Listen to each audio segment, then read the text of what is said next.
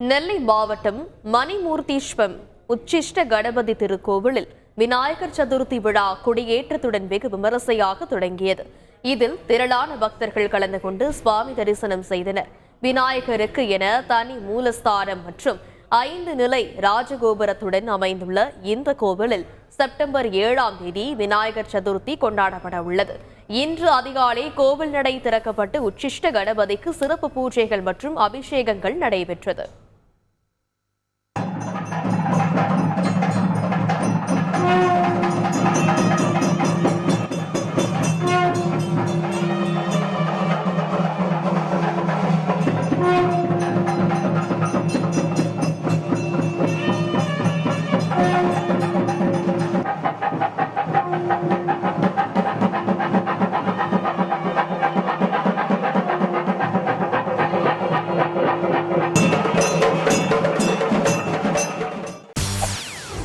செய்திகளை உடனுக்குடன் தெரிந்து கொள்ள உடனே சப்ஸ்கிரைப் பண்ணுங்க.